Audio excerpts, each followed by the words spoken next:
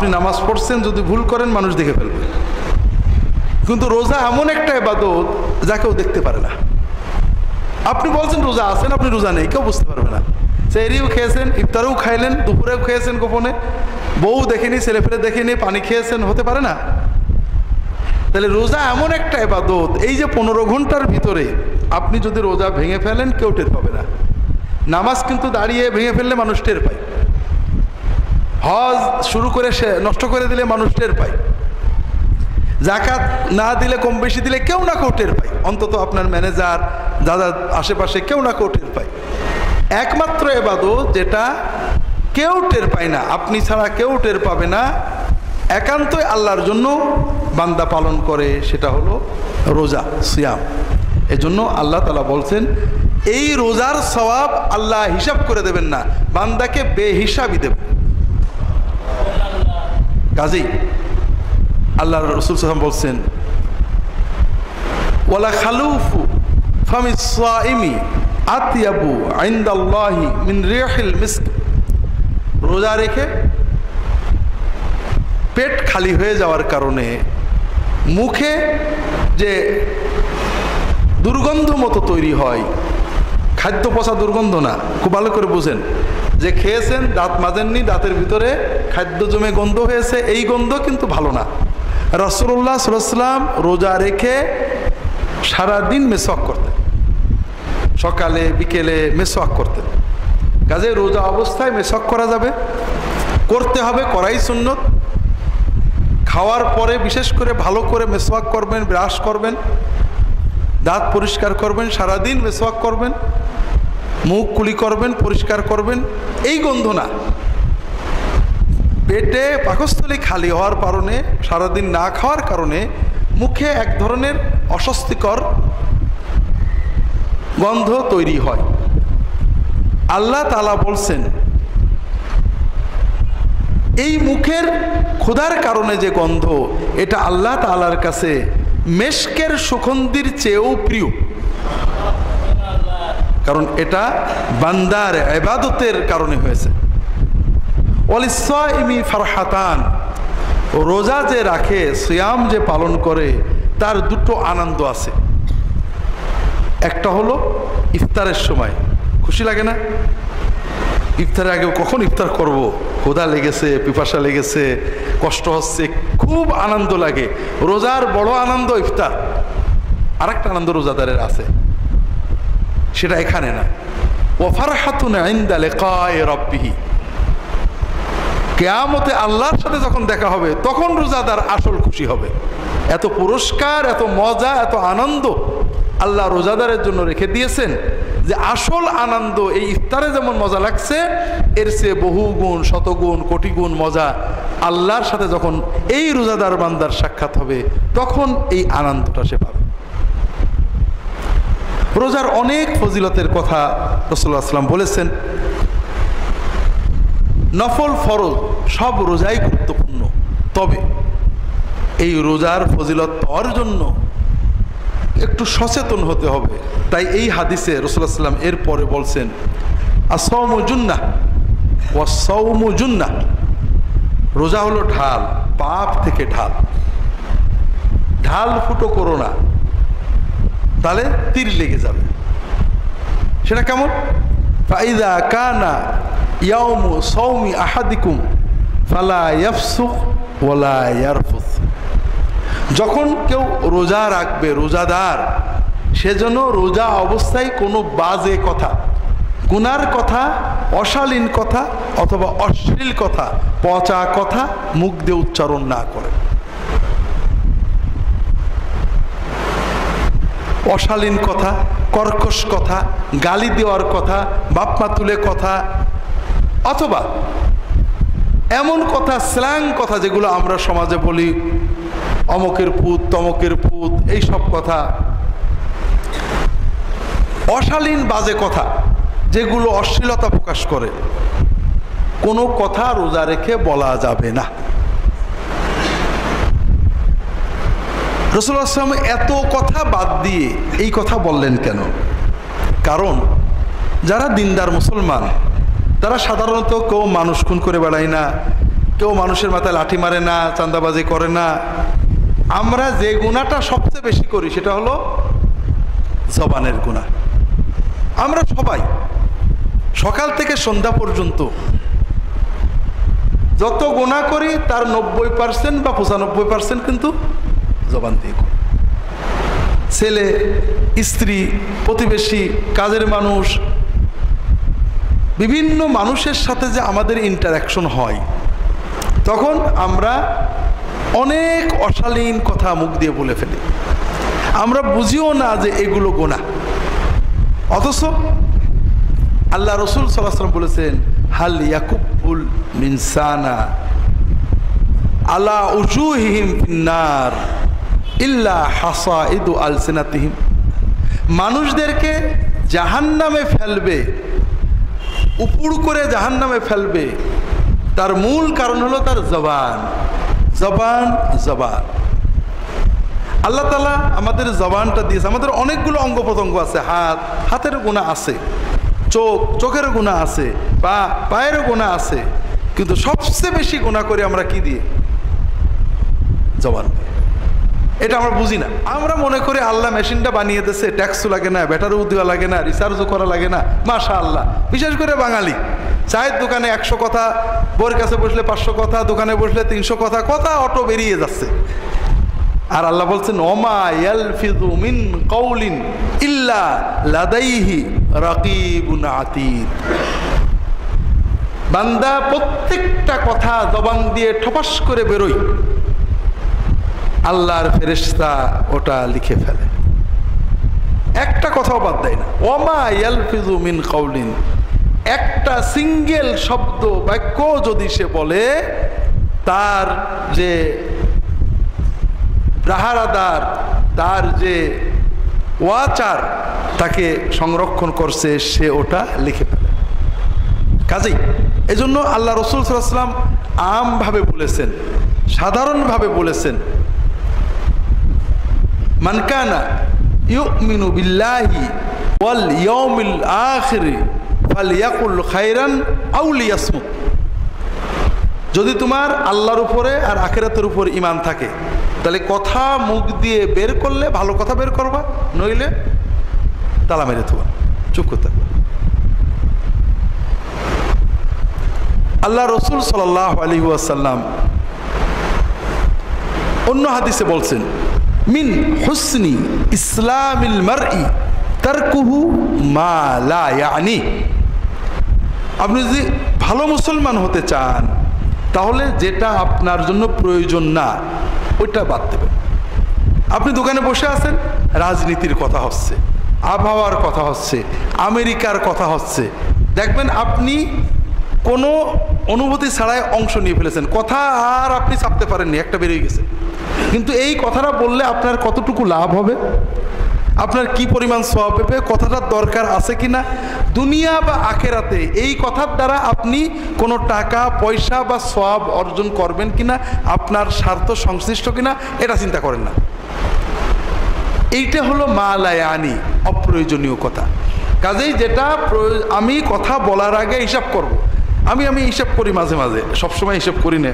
গাড়িতে যখন আমরা যাই বিশ্ববিদ্যালয়ে, আমাদের বন্ধুরা গল্প করে, তো আমি গল্প করি, মাঝে মাঝে আমি হিসাব করি যে আমি 9টার সময় গাড়িতে চড়ছি, 9:30 বা 9:40 গাড়ির থেকে নামছি বিশ্ববিদ্যালয়ে। এই 30-40 মিনিটের ভিতরে কয়েক হাজার কথা বলছি, একটারও দরকার ছিল না। একটা কথা উঠলো হয়তো রাজনীতি নিয়ে, ফট করে একটা মন্তব্য করলাম। একটা কথা উঠলো হয়তো আবহাওয়া নিয়ে, একটা মন্তব্য করলাম। একটা কথা উঠলো সৌদি আরব নিয়ে, ইয়ামান নিয়ে, আইসিস নিয়ে, একটা মন্তব্য করে দিলাম। তার সাথে আরেকজন একটা মন্তব্য করলো, অথবা আমাদের ব্যক্তিগত হাসি তামাশা, একজনকে একটা খুঁচা মারলাম, আরেকজন একটা খুঁচা মারলো। এইভাবে যতগুলো কথা বললাম, দেখা গেল এই 40 মিনিটে হয়তো প্রায় 400টা শব্দ আমার মুখ দিয়ে বেরিয়েছে মিনিমাম। এবং এই শব্দগুলোর একটা দ্বারা আমার কোনো সওয়াব হয়নি, বরং কিছু গুনাহ হয়েছে। আমি যদি এই সময়টা চুপ থাকতাম, কোনো সমস্যা হতো না, আমাকে কেউ খারাপ বলতো না, আমি নিরাপদে থাকতাম, রিল্যাক্স, ব্রেনটা রিল্যাক্স থাকতো। আর যদি এর বদলে আমি এই 40 মিনিট জিকির করতাম, তাহলে কয়েক হাজার সুবহানাল্লাহ অথবা কয়েকশো দরুদ পড়তে পারতাম। কিন্তু হয় না। কথা শুনতে শুনতে দেখা গেলো ফস করে একটা কথা মুখ দিয়ে বেরিয়ে গেল। যখন এটা আপনি কন্ট্রোল করতে পারবেন তখন আপনি ভালো মুসলমান হয়ে যাবেন। মিন হুসনি ইসলামিল মারই তারকুহু মা লা ইয়ানি। চুপ করার অভ্যাস করেন, প্র্যাকটিস করেন যে আল্লাহ এই কথা শুরু হয়েছে, আমি বসেও থাকবো, কথা একটা বলবো না, ভিতর থেকে বেরোচ্ছে এইটা বলি। এটা একটা বড় প্র্যাকটিস। বিশ্বাস করেন, আপনি যখন আপনার জবানকে কন্ট্রোল করতে পারবেন, আপনি শুধু আখিরাত না দুনিয়াতেও সফল হবেন। কারণ আমাদের দুনিয়ার যত ঝঞ্ঝাট এখান থেকে আসে। আল্লাহ কোরআন কেন বলছেন, ওয়ালা তাকফু মা লাইসা লাকা বিহি ইলম ইন্নাস সামআ ওয়াল বাসারা ওয়াল ফুআদ কুল্লু উলাইকা কানা আনহু মাসউলা। যেটা ব্যাপারে তোমার ইলম নেই, জ্ঞান নেই, সুস্পষ্ট জানা নেই, আন্দাজে অস্পষ্ট জ্ঞান দ্বারা লোকের কথার ভিত্তিতে তার পিছনে চলো না, সে বিষয়ে মন্তব্য করো না, সন্দেহ করো না, কল্পনা করো না, এগুলো করো না। কারণ তোমার কান, চোখ, অন্তর প্রত্যেকটার ব্যাপারে আল্লাহ কিয়ামতের দিনে জিজ্ঞাসা করবে।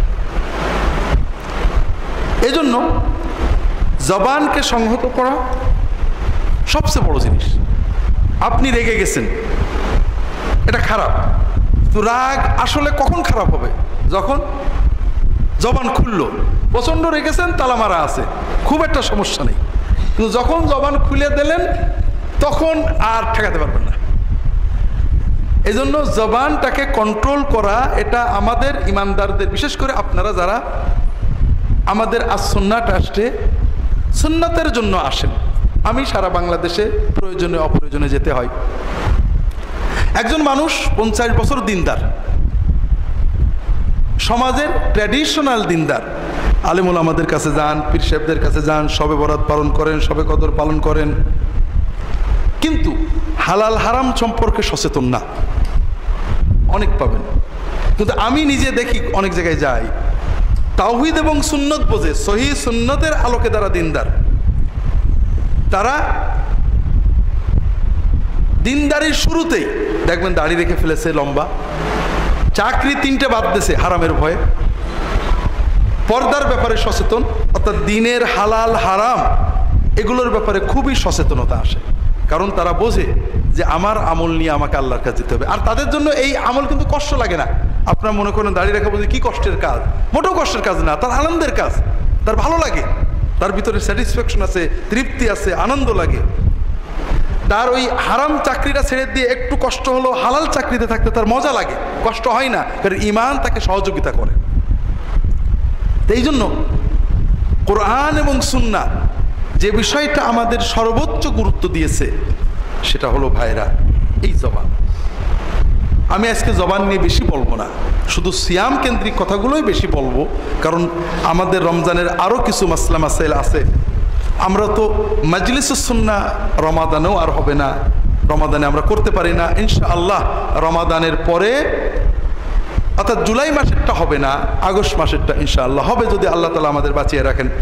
এই জন্য রমাদানের আরও মাসলা আমাদের আলোচনা করতে হবে।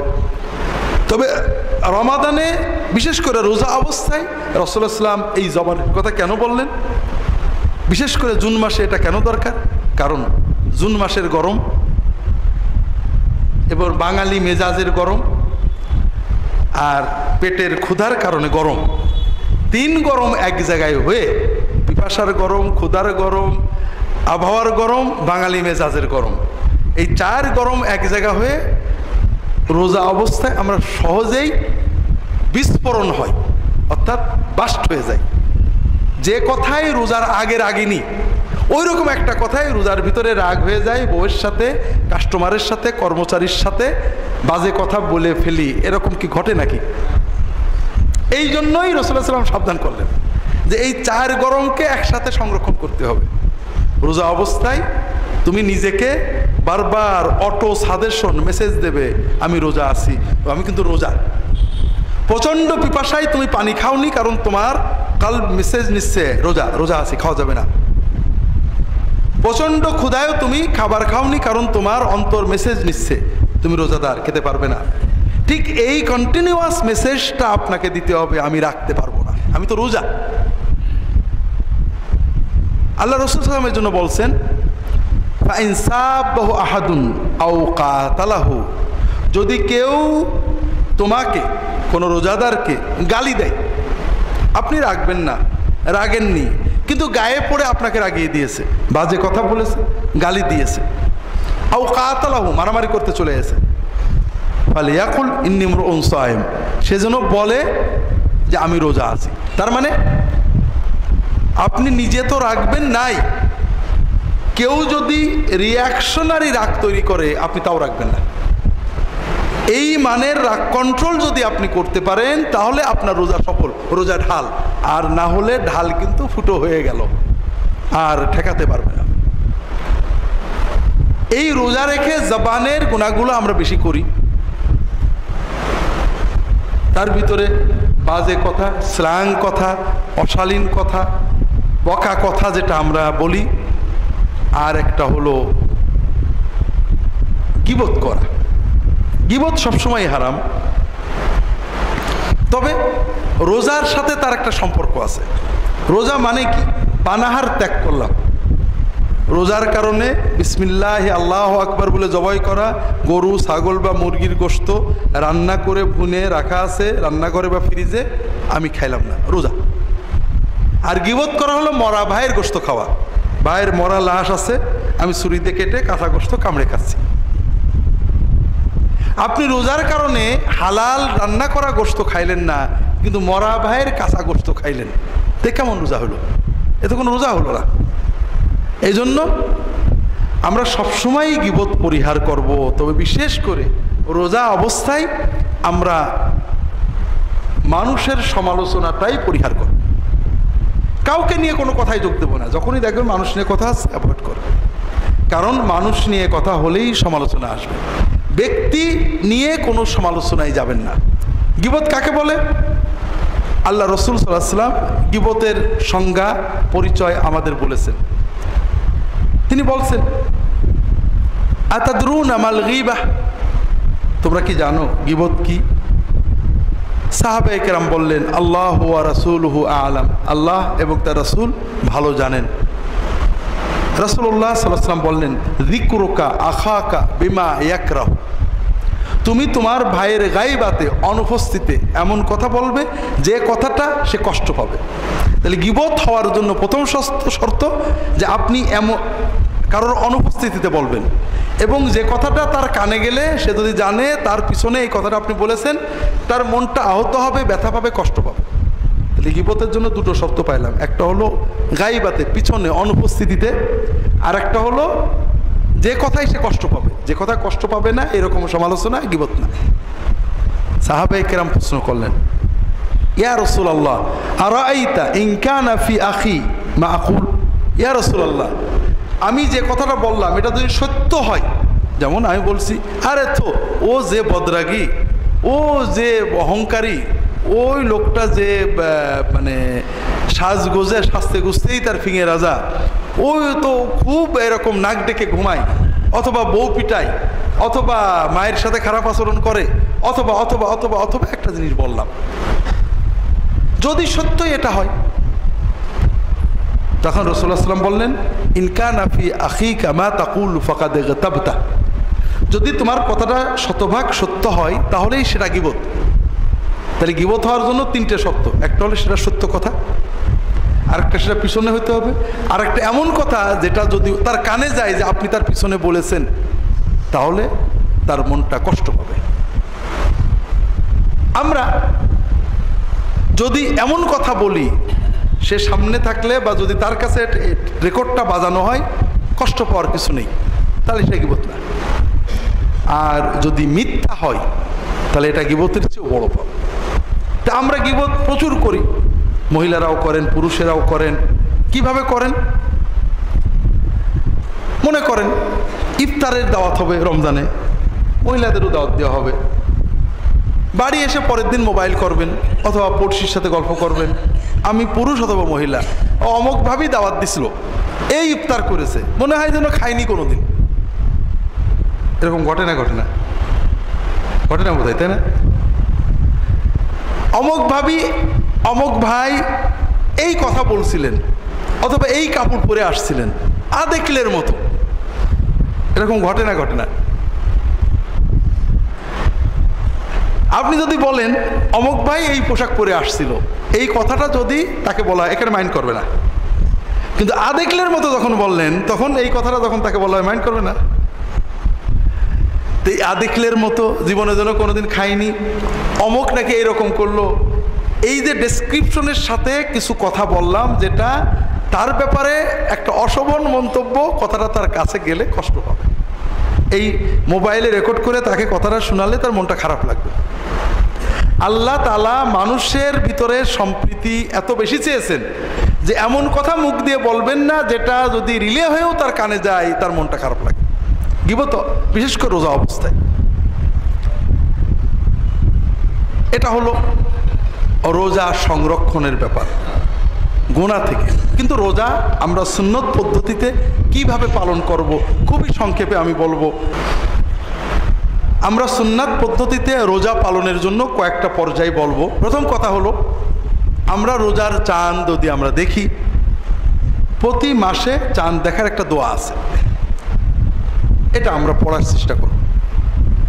আল্লাহু আকবার বলা, আল্লাহুম্মা আহিল্লাহু আলাইনা বিল ইমনি ওয়াল ঈমান ওয়াস সালামাতি ওয়াল ইসলাম ওয়া রাব্বি ওয়া রাব্বুকাল্লাহ।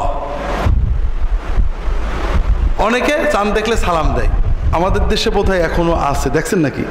নতুন চাঁদ দেখলে সালাম দেওয়া, এটা কিন্তু ঠিক না, এটা খুবই খারাপ কাজ।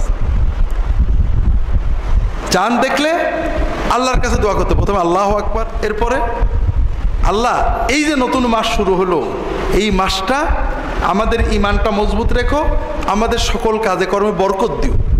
দোয়াটা কেমন হলো? হ্যাঁ, মাসের শুরুতেই আল্লাহর কাছে বরকত চেয়ে নিলেন। ওয়াস সালামাতু ওয়াল ইসলাম, আমাদের দিন ইসলাম ঠিক রেখো, আমাদের নিরাপত্তা বিপদ আপদ থেকে মুক্ত রেখো। এরপরে চাঁদের সাথে একটা কথা বলা, রাব্বি ওয়া রাব্বুকাল্লাহ, চাঁদ তুমি কিচ্ছু না। অনেকে চাঁদ পূজা করে, সূর্য পূজা করে, তোমার রব এবং আমার রব আল্লাহ, তুমিও যার বান্দা আমিও তার বান্দা। চাঁদ কিছু না, কিন্তু নতুন চাঁদ উঠেছে, আমি আল্লাহর কাছে দোয়া চাচ্ছি।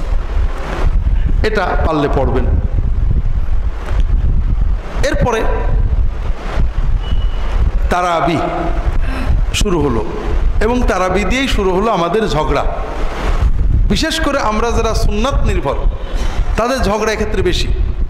এটা হলো সুন্নত ঝগড়া। আমাদের যারা শরীয়ত পালন করে না, নামাজ কালাম পড়ে না, অনেকে রোজা রাখে নামাজ পড়ে না, এদের কোনো সমস্যা নেই, নামাজই পড়ে না, ঝগড়ার কি?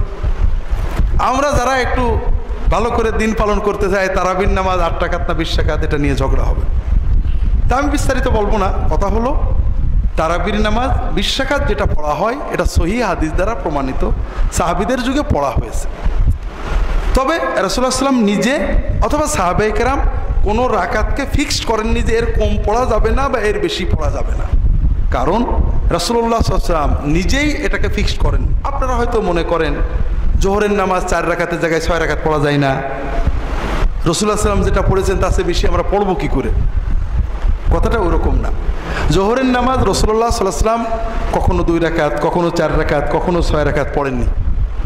কিন্তু কিয়ামুল লাইল, তাহাজ্জুদ, রাসূলুল্লাহ সাল্লাল্লাহু আলাইহি ওয়াসাল্লাম কখনো 2 রাকাত, কখনো 4 রাকাত, কখনো 6 রাকাত, কখনো 8 রাকাত, কখনো 10 রাকাত, কখনো 12 রাকাত, বিভিন্ন রকম পড়েছেন। তিনি রাকাত সংখ্যা বাড়িয়েছেন, কমিয়েছেন, কিন্তু টাইম কিন্তু একই রেখেছেন। 2 রাকাতেও 4 ঘন্টা, 4 রাকাতেও 4 ঘন্টা, 6 রাকাতেও 4 ঘন্টা, 8 রাকাতেও 4 ঘন্টা, 10 রাকাতেও 4 ঘন্টা, 12 রাকাতেও 4 ঘন্টা, 4 থেকে 6 ঘন্টা অথবা এই রকম সময় তিনি কিয়ামুল লাইল পড়তেন। আপনি কি হেরার আলোয় আলোকিত হতে চান? আপনি কি সুন্নাহর আলোকে জীবন গড়তে চান? প্রফেসর ডক্টর খন্দকার আব্দুল্লাহ জাহাঙ্গীর রচিত কোরআন সুন্নাহ ভিত্তিক জীবন ঘনিষ্ঠ বইগুলো পড়ুন, সুন্দর জীবন গড়ুন। ইসলামী আকিদা, হাদিসের নামে জালিয়াতি, ইহয়াউস সুনান, রাহে বেলায়েত সহ আরো অনেক বই। কোরআন সুন্নাহর সাথে থাকুন, জীবন বদলে যাবে। যোগাযোগ আর সুন্নাহ ট্রাস্ট 01715400640। সাহাবীদের যুগে 8 রাকাত পড়া হয়েছে, 20 রাকাতও পড়া হয়েছে, সেটাও 4 থেকে 6 ঘন্টা। আমরা যারা 20 রাকাত পড়ি তারা 35-40 মিনিটে 20 রাকাত পড়ি। আর আজকে জুমার দিন নামাজ আমি বলছিলাম, আমরা 40 মিনিটে 20 রাকাত পড়ে আমরা দাবি করি আমরা সাহাবীদের সুন্নত পালন করছি। এটা একটা আত্মপ্রবঞ্চনা। 8 রাকাত যারা পড়েন তারা আধা ঘন্টায় 8 রাকাত পড়ে দাবি করেন আমরা সহিহ হাদিস পালন করছি। এটাও আত্মপ্রবঞ্চনা, আর কিছু না। কথাটা হলো সাহাবায়ে কেরাম এবং মুসলিম উম্মার সকল আলেম, 4 মাযহাবের ইমামগণ, ইবনে তাইমিয়া, ইবনুল কাইয়িম, শাহ ওলিউল্লাহ মুহাদ্দিস, বড় বড় ইমাম আইম্মা সবাই বলেছেন যে এই রাকাত নিয়ে কোনো ঝগড়ার কিছু নেই। কিয়াম হলো আসল। যেখানে 20 রাকাত হয় 20 রাকাত পড়বেন। তবে আবারও আপনাদের বলি, যদিও জুমার সময় সামান্য কিছু বলা হয়েছে, কিয়ামুল লাইলের মূল মাকসাদ হলো কোরআন শোনা বা পড়া। তারাবির নামাজ জামাতে পড়া ওয়াজিব নয়, না পড়লে গুনাহ হবে না। যদি মূল মসজিদে জামাত কায়েম হয়েছে, আপনি তারাবির নামাজ ঘরে পড়েন, কোনো গুনাহ হবে না। তবে জামাতে পড়ার কোরআন খতমের সওয়াব থেকে মাহরুম হবেন। ইশার নামাজ ঘরে পড়লে গুনাহ হবে। কাজেই আপনি তারাবি জামাতে পড়েন বা ঘরে পড়েন, অবশ্যই ইশার নামাজ জামাতে পড়বেন। 2 নম্বর, তারাবির মূল সুন্নত হলো খতম তারাবি বা জামাতে তারাবির কোরআন শোনা। কাজেই মহব্বতের সাথে, আদবের সাথে কোরআনটা শুনতে হবে। মসজিদে এমন হাফেজ রাখার চেষ্টা করবেন যিনি অন্তত প্রতিটি শব্দ সুস্পষ্ট পড়েন, আপনার কানে যায়। মুখের ভিতরে অর্ধেক রেখে পড়েন না। আপনি যখন পড়বেন আলহামদুলিল্লাহি রাব্বিল আলামিন আর রহমানির রহিম মালিকি ইয়াউমিদ্দিন, প্রত্যেকটা শব্দ তার মদ, গুন্না, ইখফা, ইজহার আপনার কানে গেল। পড়াওয়ালা যে সওয়াব পেয়েছেন, শোনাওয়ালাও সেই সওয়াব পেয়েছেন। কিন্তু আপনি পড়লেন আলহামদুলিল্লাহ মালিকি ইয়াউমিদ্দিন, আপনি কি কি শুনেছেন? তেমন কিছু শোনেননি। আপনার পড়াওয়ালার যে পরিমাণ গুনাহ হয়েছে, শোনাওয়ালারও সেই পরিমাণই গুনাহ হয়েছে। কারণ আপনি যদি একটা আয়াত সুন্দর করে পড়তেন, তাহলে একটা আয়াত পরিপূর্ণ সওয়াব পেতেন। যেমন কুলিল্লাহুম্মা মালিকাল মুলকি তুতিল মুলকা মান তাশা ওয়া তানজিউল মুলকা মিম্মান তাশা, আয়াতটা পুরো পড়লেন, রুকুতে চলে গেলেন, ওই একটা আয়াতে সওয়াব পাবেন। আপনি কুলিল্লাহু মালিকাল মুলকি তুতিল মুলকা কাদির, আপনি কি শুনলেন? আপনি আসলে তেমন কিছু শোনেননি।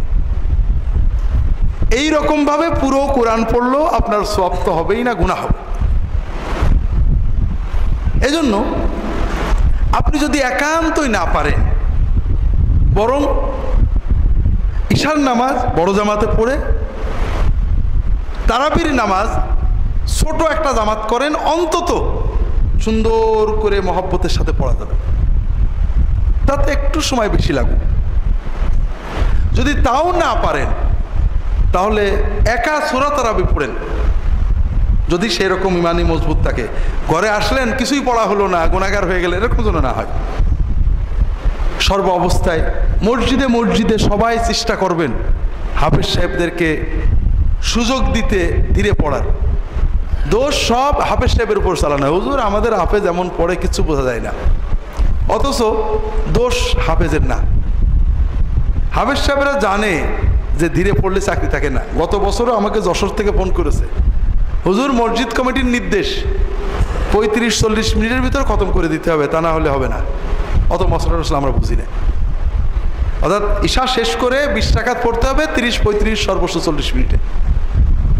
এ যদি না পারেন তাহলে আপনি পান। আসলে মসজিদ কমিটি এই গুনাহ করে লাভটা কি পাবে? এই জন্য ভাইয়েরা আপনারা চেষ্টা করবেন তারাবিতে মহব্বতের সাথে কোরআন শোনা, মহব্বতের সাথে কোরআনটা পুরোটা শোনা। যদি না পারেন সূরা তারাবি পড়বেন মহব্বতের সাথে, রুকু সাজদাগুলো একটু দীর্ঘ করবেন, সেটাও ভালো। এমন কোরআন যদি পড়া হয় যে যেখানে আয়াত বাদ পড়ে যায়, আয়াতের এক শব্দ খানিকটা বাদ দিয়ে আরেকটা পড়ে, মাঝখানে দুটো তিনটে বাক্য বাদ যাওয়াতে অর্থ বিকৃত হয়ে পরিবর্তন হয়ে যায়, কুফরি কালাম হয়ে যায়, তাহলে খুব কঠিন বিষয় হয়ে যাবে। তারাবি, আমরা আমাদের দেশে তারাবির দোয়া আছে, 4 রাকাত পরপর দোয়া আছে। এই দোয়াটা কোনো সুন্নত দোয়া না। তারাবি এখানে আমরা ফাঁকি দিই। তারাবি মানে বিশ্রাম। কেন বিশ্রাম? রাসূলুল্লাহ সাল্লাল্লাহু আলাইহি ওয়াসাল্লাম থেকে বিশ্রামের কোনো কথা হাদিস নেই। সাহাবীদের যুগে যখন জামাতে তারাবি হতো, বেশি সময় না, ইশার পর থেকে সেহরি পর্যন্ত হতো। কয় ঘন্টা? 6 ঘন্টা মাত্র। কখনো কখনো হয়তো 3-4 ঘন্টাও হতো, 12টা 1টায় শেষ হয়ে যেত, এরকম পাওয়া যায়। তো মনে করেন যদি 4 ঘন্টা ধরে 8 রাকাত বা 20 রাকাত নামাজ পড়া হয়, তাহলে আপনার 4 রাকাত পড়তেই আপনার 1 ঘন্টার বেশি চলে যাবে। এই 1 ঘন্টার সময় দাঁড়িয়ে থাকলে স্বভাবতই পা এমনভাবে ব্যথা হয়ে যেত, ফুলে যেত, যে খানিকক্ষণ পা মেলে না বসে থাকলে দাঁড়ানো যেত না। এই জন্য প্রতি 4 রাকাত পরে 1-1.5 ঘন্টা পরে তারা একটু হাত পা সাটান করে মেলে দিয়ে কিছুক্ষণ কাজ হয়ে বসতেন। আমরা 4 রাকাত পড়তে কত ঘন্টা লাগে? হ্যাঁ, 10 মিনিট। হাত পা ব্যথা হয় নাকি? তা আমাদের এই তারবিহা বসাটাই তো একটা ফাঁকি, ধোঁকাবাজি। 2 নম্বর, এই বিশ্রামের সময় কোনো দোয়া খাস নেই। বিশ্রাম, আপনি কিছুই পড়বেন না, কোনো সমস্যা নেই, হাত পা নাড়িয়ে একটু পরবর্তী নামাজ যেন ভালোভাবে পড়া যায় সেই চেষ্টা। তবে যদি পড়তেই হয়, সবচেয়ে বেশি সওয়াব কিসে? কোরআন তেলাওয়াতে। আপনি কোরআন তেলাওয়াত করেন, মুখস্থ সূরাগুলো পড়েন, আল্লাহর জিকির করেন, সুবহানাল্লাহ, আলহামদুলিল্লাহ, লা ইলাহা ইল্লাল্লাহ, আল্লাহু আকবার, দরুদ শরীফ পড়েন, যতবার পারেন দরুদ শরীফ পড়েন। সুবহানাল মুলকি ওয়াল মালাকুতে যে দোয়াটা, এটা বড় অদ্ভুত দোয়া। হাদিস কোরআনে কোথাও এই দোয়াটাই নেই, তারাবির সাথে তো নেই, মূলেই এই দোয়াটা নেই। কথাগুলো খারাপ কিছু না, কোরআন হাদিসের বিভিন্ন শব্দ নিয়ে বানানো। যেমন মনে করেন রব্বানা আতিনা ফিদ দুনিয়া, কোরআনের একটা দোয়া। রাব্বি গফিরলি ওয়া তুব আলাইয়া, হাদিসের একটা দোয়া। কোন দোয়া কুনুতের, আল্লাহুম্মা ইন্না নাস্তাঈনুকা, এটা কুনুতের দোয়া। রাব্বি আল্লাহুম্মা ইহদিনি ফিমান হাদাইতা, এটা কুনুতের দোয়া। কুনুতের দোয়া আপনি সেজদায় পড়তে পারেন, কুনুতের দোয়া আপনি তারাবিতে পড়লেন, অন্তত এক জায়গায় পাওয়া গেছে হাদিসে। তারাবির দোয়া যেটা পড়ি, হাদিসের কোথাও নেই, না কুনুতে, না এমনি সকালে রাত্রে বিকেলে, কোনো জায়গায় এই দোয়াটা নেই।